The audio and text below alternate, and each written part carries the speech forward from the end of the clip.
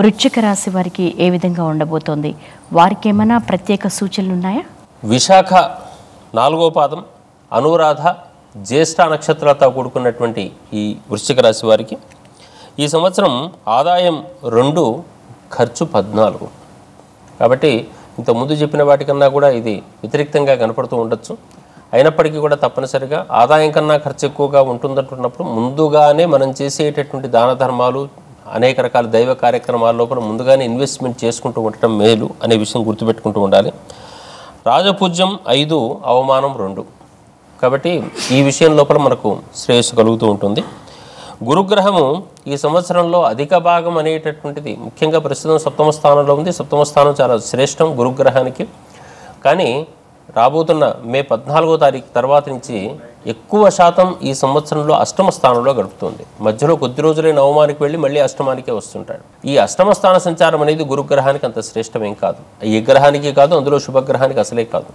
కాబట్టి గురు సంబంధమైనటువంటిది శరీరం లోపల ఉండేటటువంటి అంగాలు కావచ్చు, ముఖ్యంగా మన బుద్ధి, కణ విభజన శక్తి, ఇటువంటి విషయాలన్నింటిలో కూడా ఉంటుంది. కాబట్టి ఏ సృజనాత్మక శక్తో, ఏ లోక వ్యవహార శక్తో, ఏ పరిశోధనా శక్తో, ఏ ప్రాకృతిక శక్తో మన శరీరంలో ఉంటుందో అవన్నీ కూడా కొంతగా దెబ్బతినే అవకాశం ఉంటుంది. కాబట్టి ఈ సంవత్సరం దేవాలయాలకు అధికంగా వెళ్ళటం, శక్తి చోట్ల ఉండటం. దేవాలయాలకు అధికంగా వెళ్ళటం అంటే అక్కడ వెళ్ళి ఇట్లా కూర్చొని ఇట్లా బయటకు వస్తున్నారమ్మ, అది కాదు.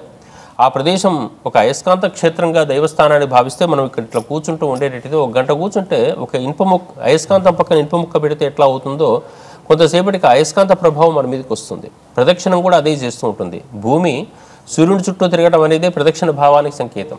ఆ ప్రదక్షిణ మనం చేసుకుంటూ ఉండాలంటే ఏదో తిరిగి రావటం కాదు. అక్కడ శక్తి ఉందని భావన చేసి ఆ శక్తి చుట్టూ మనం తిరుగుతూ ఉంటుంటే ఒక భ్రమరకీట న్యాయం లాంటిది అది. కాబట్టి మనలో వ్యక్తిత్వం వికాసం కలగాలంటే ఇటువంటి లోపాలు ఉన్న సందర్భాల్లో దైవస్థానాల్లో ఎక్కువసేపు గడపాల్సిన అవసరం ఉంటుంది. వెళ్ళామా, చూసామా, వచ్చామా అని కాకుండా అక్కడ కాస్త గడపడం అనేటటువంటిది శ్రేష్టం. కాబట్టి దైవ కార్యాలకు ఎక్కువగా ప్రాధాన్యం ఇవ్వటం, ఇంట్లో చేయనివ్వండి, బయట చేయనివ్వండి. ఈ వృశ్చిక రాశి వాళ్ళు దైవ కార్యాలకు ఎక్కువగా ప్రాధాన్యం ఇవ్వాల్సిన అవసరం ఉంటుంది. అట్లాగే ప్రకృతితో ఎక్కువసేపు సంబంధం పెట్టుకుంటూ ఉండాలి. ఏ ఉద్యానవనాలు కానీ, లేదా కొత్త చెట్లు పెట్టించవచ్చు, మారేడు చెట్ల దగ్గర ఉండొచ్చు, తులసి వనాలు పెంచుకోవచ్చు. ఏదైనా ఇటువంటి పనులు చేసేటట్టయితే ఈ గౌరవాదుల వ్యవహారాలు మనసు మారిపోతుంది, ప్రశాంత స్థితి వచ్చే అవకాశం ఉంటుంది. అదేవిధంగా శని ఈ సంవత్సరం అంతా కూడా 5వ స్థానంలో సంచరించడం అనేది ఉంది. 5వ స్థానం అనేది కొంచెం ఆలోచనలకు సంకేతమైనటువంటిది, సంతాన సంబంధమైనటువంటిది. కాబట్టి ఈ ఆలోచనలు అనేటటువంటి వాటి లోపల కొంచెం బద్ధకం పెరుగుతుంది.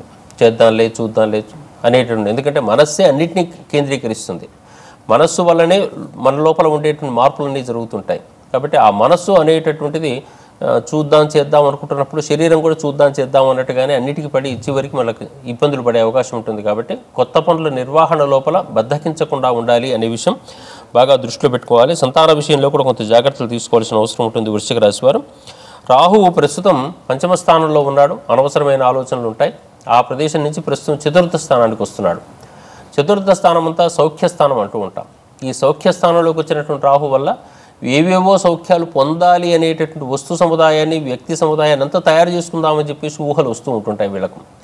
ఆ విషయాల లోపల అనవసరంగా ఇన్వెస్ట్మెంట్స్ చేయకుండా ఏదో సుఖాన్ని పొందుతామనే భావనతో తిరుగుతూ మనసును పాడు చేసుకోకుండా కాస్త ప్రశాంత చిత్తంతో నుండి అత్యవసరమైనటువంటి సౌఖ్య సంపద వైపే దృష్టి పెట్టాలి. అనవసరంగా వెళ్ళేటట్టయితే ఈ సంవత్సరం ఇబ్బంది పడుతుందని జ్యోతిష్ శాస్త్రం ముందుగానే సూచన చేస్తుంది వీళ్ళకు. వృశ్చిక రాశి వారికి ఈ సంవత్సరం కేతువు 11వ స్థానంలో సంచరిస్తున్నాడు. 10వ స్థానానికి మారుతున్నాడు. కాబట్టి వృత్తి ఉద్యోగపరమైనటువంటి చిన్న ఇబ్బందులు ఉంటాయి.